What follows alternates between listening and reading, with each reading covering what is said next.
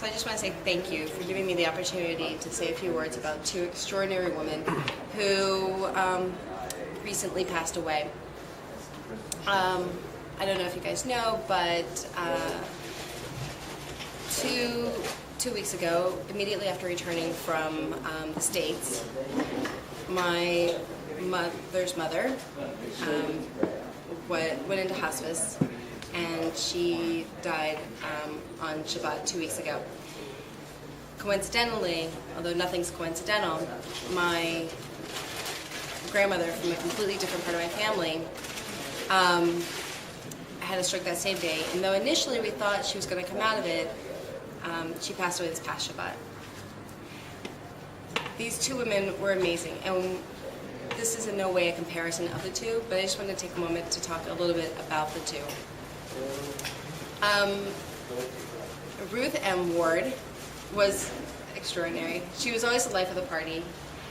She always had a joke, and I don't know if this is true or not, but I remember, as I recall it, morning started with a screwdriver.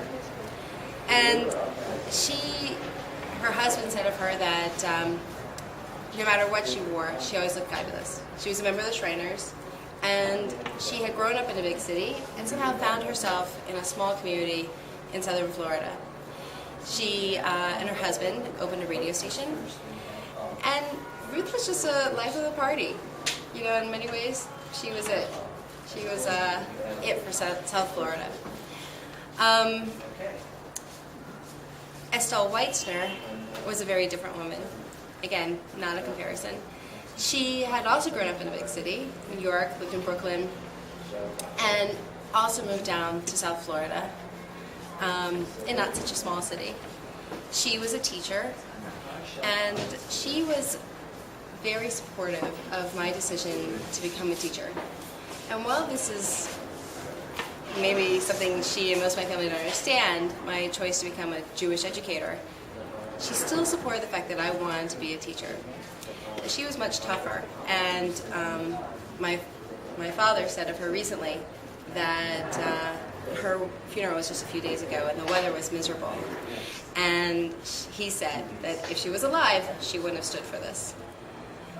So I just want to take a moment to say how grateful I am to have been touched by them and to have been a member of their families. I would not be here, both physically and also psychologically.